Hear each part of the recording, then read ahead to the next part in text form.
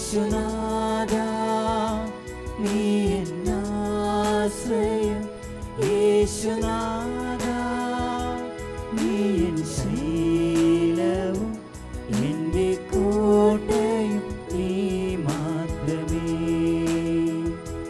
യേശുനാഥാ നീ എൻ ദൈവം, യേശുനാഥാ നീ എന്നാശ്രയം, യേശുനാഥാ നീ എൻ ശീലവും എൻ്റെ കോട്ടയും നീ മാത്രമേ. ഒന്ന് ചേർന്ന് ആരാധിച്ച് ആരാധന ആരാധന ആരാധന ആരാധന. എല്ലാവരും ചേർന്നുകൊണ്ട് ആരാധന ആരാധന ആരാധന ആരാധന. രണ്ട് കരങ്ങൾ ഉയർത്തി സ്തുതിച്ചേ.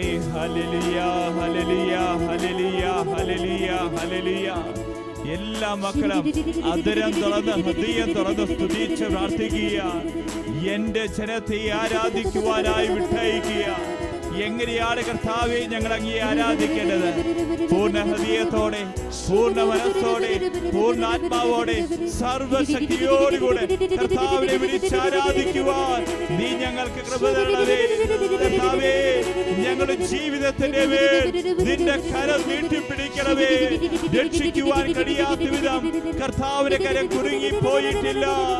കേൾക്കുവാൻ സാധിക്കാത്ത വിധം അവിടുത്തെ കാതുകൾക്ക് മാദ്യം ഭവിച്ചിട്ടില്ല. കർത്താവിന്റെ നാമം വിളിച്ച് പ്രാർത്ഥിക്കുക. അതിരം തുറന്ന് വിളിക്കട്ടെ, ഹൃദയം തുറന്ന് വിളിക്കട്ടെ, വിളിച്ചുണരട്ടെ. യേശുവേ ആരാധന ആരാധന ആരാധന ആരാധന. അബ്രാഹത്തെ പോലെ ആരാധിച്ച് ആരാധന ആരാധന ആരാധന ഈസഹാക്കിനെ പോലെ ആരാധിച്ച് ആരാധന ആരാധന ആരാധന ആരാധന. പരിശുദ്ധ അമ്മയെ പോലെ ആരാധിച്ച് ആരാധന ആരാധന ആരാധന ആരാധന. കരങ്ങൾ കൂപ്പി ആരാധിച്ച് ആരാധന ആരാധന ആരാധന ആരാധന.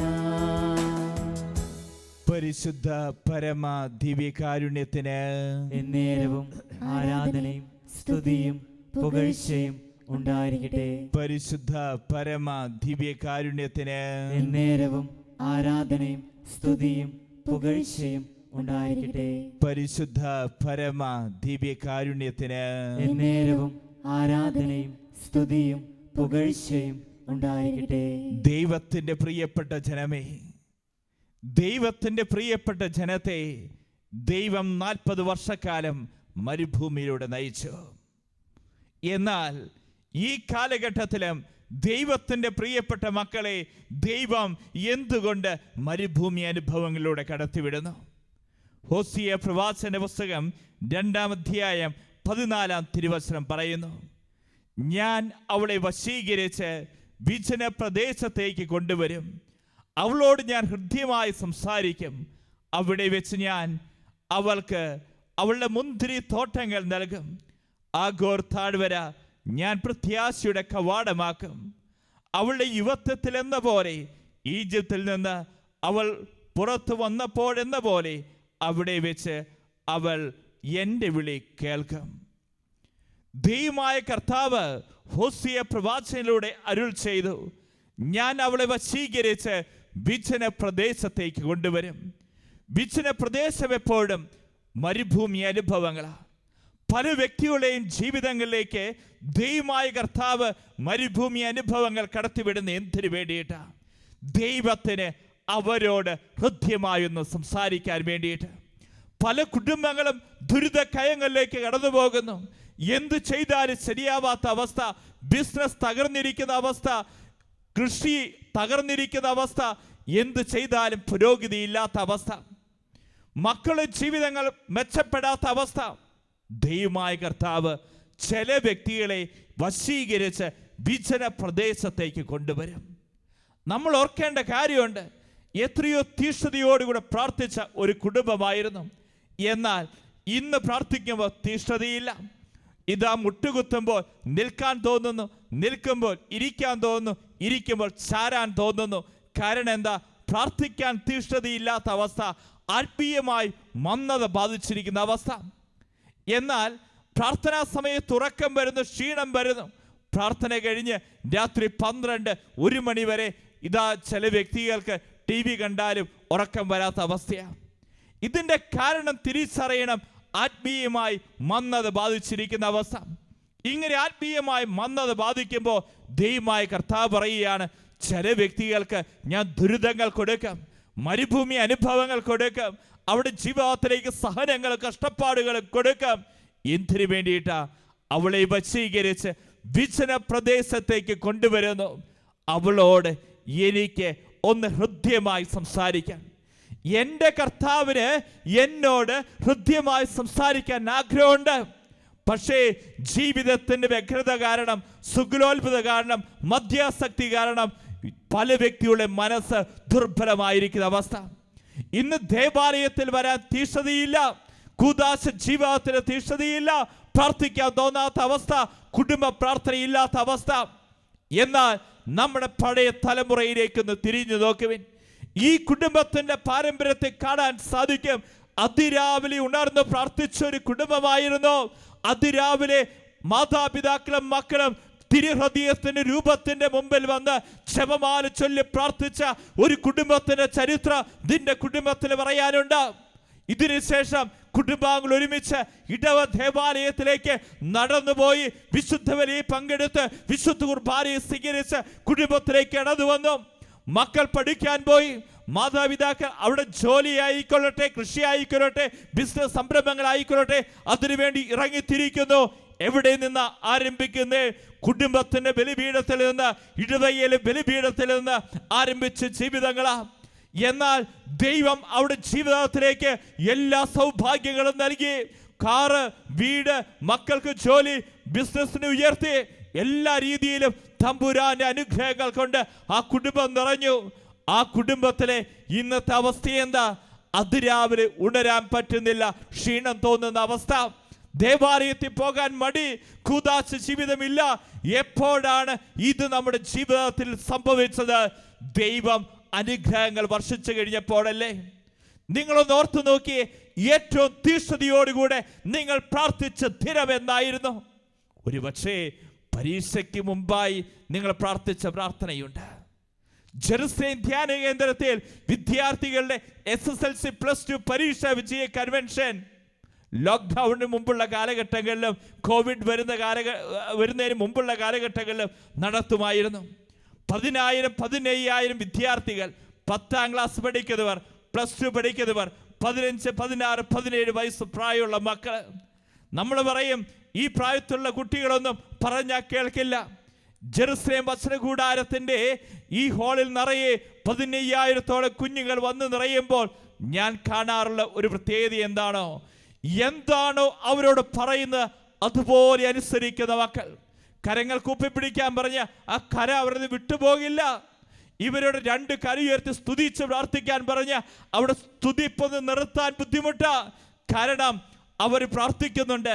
കാരണം അവരുടെ മുമ്പിൽ SSLC പരീക്ഷയുണ്ട്, +2 പരീക്ഷയുണ്ട്. എന്നാൽ നമ്മുടെ ഓരോരുത്തരുടെയും ജീവിതത്തിന് മുമ്പിൽ പരീക്ഷകൾ വന്നപ്പോഴല്ലേ നമ്മളൊക്കെ തീഷ്ണതയോടുകൂടെ പ്രാർത്ഥിച്ചത്? ഇതുപോലെ തന്നെ ഒരു ഇന്റർവ്യൂ നടക്കുന്നു. അതിന് മുമ്പ് എത്രയോ തീഷ്ണതയോടുകൂടെ പ്രാർത്ഥിച്ച വ്യക്തികളാ. എന്നാൽ റിസൾട്ട് വന്നപ്പോൾ നമ്മുടെ പ്രാർത്ഥനയുടെ തീഷ്ണതയൊക്കെ നമുക്ക് വിട്ടുപോയി. നേരത്തെ പറഞ്ഞതുപോലെ മുട്ടുകുത്തി പ്രാർത്ഥിക്കുമ്പോൾ എഴുന്നേറ്റ് നിൽക്കാൻ തോന്നുന്നു, എഴുന്നേറ്റ് നിൽക്കുമ്പോൾ ഇരിക്കാൻ തോന്നുന്നു, ഇരിക്കുമ്പോൾ ചാരി. ചില കുടുംബങ്ങൾ ഇന്ന് കൊന്ത നടക്കുന്നുണ്ട്, കിടന്നുകൊണ്ട് ജപമാല ചൊല്ലി പ്രാർത്ഥിക്കുന്നത്. കാരണം എന്താ? പ്രാർത്ഥിക്കാൻ തോന്നാത്ത അവസ്ഥ. എല്ലാം ദൈവം തന്നു കഴിഞ്ഞപ്പോൾ ദൈവത്തിൻ്റെ കൂടെയായിരിക്കാൻ തന്നവനെ മറന്നുപോയിരിക്കുന്ന അവസ്ഥ. അപ്പോൾ ദൈവമായ കർത്താവ് എന്താണ് നമ്മളോട് ചെയ്യുക? ഇവിടെയാണ് വചനം പറയുന്നത്, ഞാൻ അവളെ വശീകരിച്ച് വിജന പ്രദേശത്തേക്ക് കൊണ്ടുവരും. ഒരു വ്യക്തി എന്നോട് പറഞ്ഞു, ഞാൻ ഓർക്കുക, അദ്ദേഹം പറഞ്ഞു, അച്ഛാ, കർത്താവ് എനിക്ക് അറിഞ്ഞോണ്ട ഈ കഷ്ടപ്പാടും ദുരിതവും തന്നതാ. ഞാൻ ചോദിച്ചു, എന്താ കാര്യം? ഇദ്ദേഹത്തിൻ്റെ ഭാര്യ എല്ലാ വെള്ളിയാഴ്ചയും ധ്യാന ശുശ്രൂഷകൾക്ക് വേണ്ടി അദ്ദേഹത്തെ വിളിക്കുമായിരുന്നു.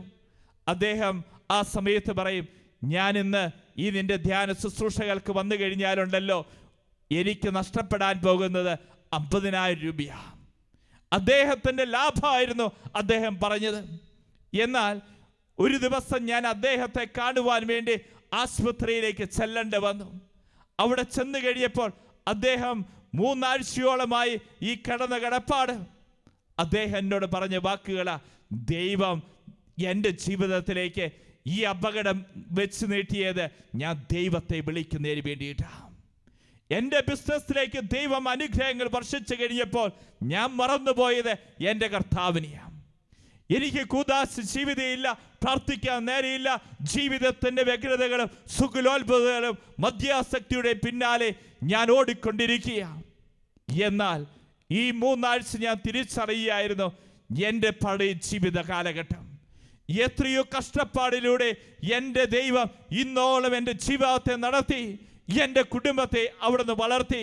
ആ ദൈവത്തെ മറന്നുപോയത് കൊണ്ട് കർത്താവ് എൻ്റെ ജീവിതത്തിലേക്ക് ഈ സഹനങ്ങൾ എനിക്ക് തന്നത്. ഓർക്കുക പ്രിയപ്പെട്ടവരെ, ദൈവത്തെ മറന്നുപോയി കഴിഞ്ഞാൽ ദൈവം നമ്മെ ഓരോരുത്തരെയും വശീകരിച്ച് വിജന പ്രദേശത്തേക്ക് കൊണ്ടുവരും. എന്നോട് എൻ്റെ ദൈവത്തിന് ഹൃദ്യമായി സംസാരിക്കാൻ, എൻ്റെ ദൈവത്തോട് ഞാൻ ഹൃദ്യമായി സംസാരിക്കുമ്പോൾ ദൈവം എനിക്ക് തരുന്ന അനുഗ്രഹങ്ങൾ എന്തൊക്കെയാണ്? വചനം പറയുന്നു, അവൾ നഷ്ടപ്പെട്ടു പോയ മുന്തിരിത്തോട്ടങ്ങൾ ഞാൻ അവൾക്ക് തിരിച്ചു കൊടുക്കാം.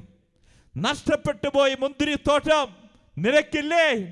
നിന്റെ നഷ്ടപ്പെടുത്തിയ അഭിഷേകം, നീ നഷ്ടപ്പെടുത്തിയ കൃപകൾ, നീ നഷ്ടപ്പെടുത്തിയ വിശുദ്ധി ദൈവമായ കർത്താവ് നിനക്ക് തിരിച്ചു തരും.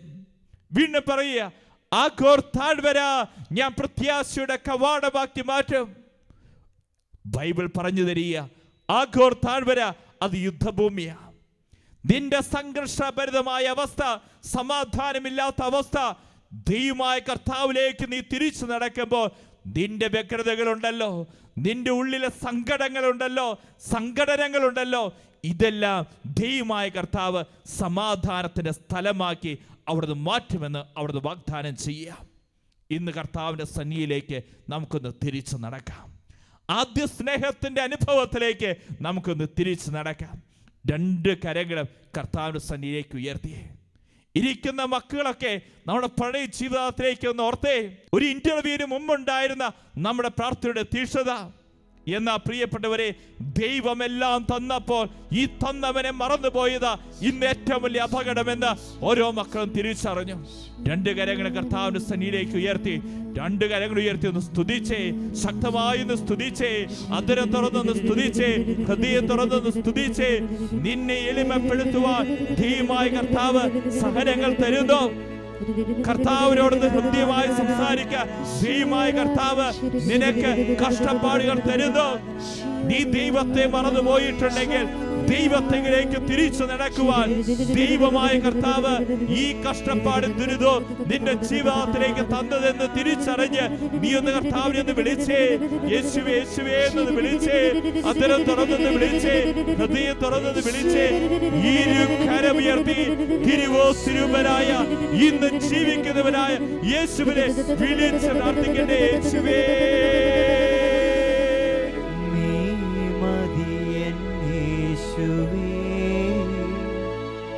ഈ ജീവിത യാത്രയിൽ കൂടെ നടന്നിടുവാൻ, കണ്ണീർ തുടച്ചിടുവാൻ വിളിച്ച് വിളിച്ച് പ്രാർത്ഥിക്കട്ടെ. നീ മതി യേശുവേ, ഈ ജീവിത യാത്രയിൽ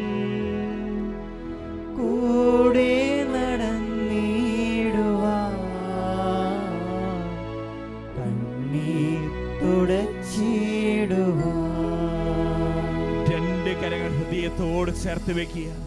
വെളിപ്പാടിന്റെ പുസ്തകം 2-ാം അധ്യായം 10-ാം തിരുവചനം, മരണം വരെ വിശ്വസ്തനായിരിക്കുക, ജീവന്റെ കിരീടം നിനക്ക് ലഭിക്കും.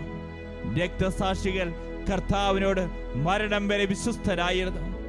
എന്റെ കർത്താവേ, ഞാനും തിരിഞ്ഞു നോക്കുമ്പോൾ കാണുക ദൈവത്തോടുള്ള വിശ്വസ്തത എനിക്ക് നഷ്ടപ്പെട്ടു പോയ സന്ദർഭങ്ങൾ. എത്രയോ കഷ്ടപ്പാടിലൂടെയും ദുരിതങ്ങളിലൂടെയും എൻ്റെ ജീവിതമാ ഇന്ന് കടന്നു പോകുന്നത്. എന്നാൽ ഞാൻ തിരിച്ചറിയുക, ദൈവത്തെ വിളിക്കാൻ മറന്നുപോയതാണല്ലോ എൻ്റെ ജീവിതത്തിലെ ഈ മരുഭൂമി അനുഭവങ്ങൾക്ക് കാരണം. ദൈവം തന്നതല്ലാതെ എനിക്കൊന്നുമില്ല. ഇന്ന് എൻ്റെ ജീവിതത്തിൽ എന്തൊക്കെ കാര്യങ്ങൾ ഞാൻ വലുതായി കാണുന്നുണ്ട്. എൻ്റെ വിദ്യാഭ്യാസം, എൻ്റെ സമ്പത്ത്, എൻ്റെ ബാങ്ക് ബാലൻസ്, എൻ്റെ ബിസിനസ്, എൻ്റെ കൃഷിയിടങ്ങൾ, എൻ്റെ കുടുംബം, എൻ്റെ മക്കൾ, എൻ്റെ ജീവിത പങ്കാളി. എനിക്ക് അഹങ്കരിക്കാൻ എന്താ ഉള്ളത്? കർത്താവേ, നീ തന്നതല്ലാതെ എനിക്ക് മറ്റൊന്നുമില്ല. ദൈവത്തിന്റെ സന്നിധിയിലേക്ക് കരമുയർത്തിക്കോ മക്കളെ. ഒരു വിശ്വസ്തയുടെ അഭിഷേകത്തിന് വേണ്ടി നീ വിളിച്ച് പ്രാർത്ഥിച്ചോ. കർത്താവ് നിന്നെ നഷ്ടപ്പെടുത്തിയ മുന്തിരിത്തോട്ടങ്ങൾ തിരിച്ചു തരുന്ന സമയമാ. നീ നഷ്ടപ്പെടുത്തിയ അഭിഷേകം, നീ നഷ്ടപ്പെടുത്തിയ വിശുദ്ധി, നീ നഷ്ടപ്പെടുത്തിയ കൃപകളൊക്കെ കർത്താവ് തിരിച്ചു തരും. 2 കരമുയർത്തി വിളിച്ച് ഉണരട്ടെ. യേശുവേ, യേശുവേ എന്ന് വിളിച്ച് പ്രാർത്ഥിക്കുക. തിരുവോസ്തിരൂപനായ യേശുവിനെ നീ കണ്ടു വിളിച്ച് പ്രാർത്ഥിച്ചേ. ഇന്ന് ജീവിക്കുന്നവനായ യേശുവിനെ വിളിച്ചുണരട്ടെ. യേശുവേ, നീ മതിയൻ യേശുവേ, ഈ ജീവിത യാത്രയിൽ കൂടെ നടന്നിടുവാൻ, കണ്ണീർ തുടച്ചിടുവാൻ. എന്റെ കർത്താവേ, നീ മതിയൻ യേശുവേ, ഈ ജീവിത യാത്രയിൽ കർത്താവിനെ മുറുകെ പിടിച്ചോ. കൂടെ നടന്നിടുവാൻ, കണ്ണീർ തുടച്ചിടുവാൻ. ലൂക്കായുടെ സുവിശേഷം 21-ാം അധ്യായം 24-ാം തിരുവചനം, സുഗലോൽപത, മദ്യാസക്തി, ജീവിത വ്യഗ്രത എന്നിവയാൽ നിങ്ങളുടെ മനസ്സ് ദുർബലമാകാതിരിക്കുവാൻ വേണ്ടി ശ്രദ്ധിക്കുവിൻ. സുഗലോൽപത, മദ്യാസക്തി, ജീവിത വ്യഗ്രത എന്നിവയാൽ നിങ്ങളുടെ മനസ്സ് ദുർബലമാകാതിരിക്കുവാൻ ശ്രദ്ധിക്കുവിൻ. എൻ്റെ കർത്താവേ, ഞാൻ ഈ സമയം പ്രാർത്ഥിക്കുന്നു. എൻ്റെ ഹൃദയത്തിലെ എല്ലാ സങ്കടങ്ങളും, എല്ലാ വേദനകളും, എല്ലാ കഷ്ടപ്പാടുകളും, അസമാധാനത്തിന്റെ മേഖലകളും നിന്റെ മുമ്പിലേക്ക് ഞാൻ ചേർത്ത് വെച്ച് വിളിച്ച് പ്രാർത്ഥിക്കുക. എവിടെ ചെന്ന് കഴിഞ്ഞാലും പ്രശ്നങ്ങളാണ് കർത്താവേ. എന്ത് ചെയ്താലും ഇന്ന് ശരിയാവാത്ത അവസ്ഥയാണ്. ആരോട് സംസാരിച്ചാലും അത് പ്രശ്നങ്ങളിൽ ചെന്ന് അവസാനിക്കുന്ന അവസ്ഥയാണ്. ഹൃദയത്തിൽ സമാധാനം ഇല്ലാത്ത അവസ്ഥ, ഹൃദയത്തിൽ എപ്പോഴും സങ്കടനങ്ങൾ മാത്രം. എൻ്റെ കർത്താവേ, നിന്റെ മുമ്പിലേക്ക് എന്റെ വേദനകളെയും എന്റെ പരിദേവനകളെയും ആരോടും പങ്കുവെക്കാനാവാത്ത സങ്കടങ്ങളെയും ഞാൻ ചേർത്ത് വെച്ച് വിളിച്ച് പ്രാർത്ഥിക്കുക. 2 കരങ്ങൾ കർത്താവിന്റെ സന്നിധിയിലേക്ക് ഉയർത്തിയേ. യേശുവേ, യേശുവേ എന്ന് വിളിച്ച് പ്രാർത്ഥിച്ചേ. നിന്നെ കാണുവാൻ നിന്റെ കർത്താവ് വന്നിരിക്കുക. നിന്റെ ഹൃദയത്തിലെ ആഗോർ താഴ്വരകൾ, യുദ്ധഭൂമികൾ കർത്താവ് സമാധാനത്തിന്റെ സ്ഥലങ്ങളാക്കി മാറ്റാം. വിളിച്ചുണരട്ടെ. യേശുവേ, നീ മതിയൻ യേശുവേ, ഈ ജീവിത യാത്രയിൽ കൂടെ നടന്നിടുവാൻ, കണ്ണീർ തുടച്ചിടുവാൻ. യേശുവേ, നീ മതിയൻ യേശുവേ, ഈ ജീവിത യാത്രയിൽ കൂടെ നടന്നിടുവാൻ, കണ്ണീർ തുടച്ചിടുവാൻ. 15-ാം സങ്കീർത്തനം 4-ാം തിരുവചനം പറയുന്നു, കർത്താവിന്റെ കൂടാരത്തിൽ ആര് വസിക്കും?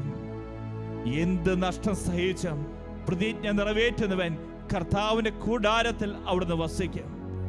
എൻ്റെ കർത്താവേ, ദൈവകൽപ്പനകളോട് വിശ്വസ്ത പുലർത്തുവാൻ കൃപയ്ക്ക് വേണ്ടി പ്രാർത്ഥിക്കുന്നു. ഞാൻ എടുക്കുന്ന ഓരോ തീരുമാനങ്ങളിലും പ്രതിജ്ഞകളിലും ഉറച്ചു നിൽക്കുവാനുള്ളൊരു അഭിഷേകം നീ എനിക്ക് തരണമേ. എൻ്റെ ജോലി മേഖലകളിൽ, എൻ്റെ വാക്കിൽ, എൻ്റെ സമയത്തിൽ കർത്താവേ, വാഗ്ദാനം പാലിക്കുന്നതിൽ, ആരുടെയെങ്കിലും കൊടുക്കാനെങ്കിലും തിരിച്ചു കൊടുക്കുന്നതിൽ, സ്നേഹബന്ധങ്ങളിൽ എല്ലാം വിശ്വസ്തത എന്നിലേക്ക് അവിടുന്ന് വർഷിക്കണമേ. ധീമായ കർത്താവ് അവളെ വശീകരിച്ച് വിജന പ്രദേശത്തേക്ക് കൊണ്ടുപോകും. അവളോടൊന്ന് ഹൃദ്യമായി സംസാരിക്കാൻ എൻ്റെ ഈശോയ്ക്ക് എന്നോടൊന്ന് ഹൃദ്യമായി സംസാരിക്കാൻ ഈശോ ആഗ്രഹിക്കുന്നുണ്ട്. എൻ്റെ കർത്താവിന് എന്നോടൊന്ന് ഹൃദ്യമായി സംസാരിക്കാൻ ആഗ്രഹിക്കുന്നുണ്ട്. നിന്റെ ജീവിതത്തിന്റെ വ്യഗ്രതകളൊക്കെ വിട്ടുപേക്ഷിച്ച് രണ്ട് കരകൾ തുറന്നു പിടിച്ച് കർത്താവിന്റെ സ്വരം കേൾക്കാൻ വേണ്ടി സ്തുതിച്ച് പ്രാർത്ഥിച്ചു. കർത്താവ് നിന്റെ ഹൃദയത്തിന്റെ അന്തരാളത്തിൽ നിന്നോട് സംസാരിക്കും. വിളിച്ച് വിളിച്ച് പ്രാർത്ഥിച്ചേ, യേശുവേ യേശുവേ എന്ന് വിളിച്ചേ, അധരം തുറന്ന് വിളിച്ചേ, ഹൃദയം തുറന്ന് വിളിച്ചേ. അവളോട് ഹൃദ്യമായി സംസാരിക്കാൻ കർത്താവ് ആഗ്രഹിക്കുന്നു. വിളിച്ച് വിളിച്ച് വേണ്ടേ യേശുവേ.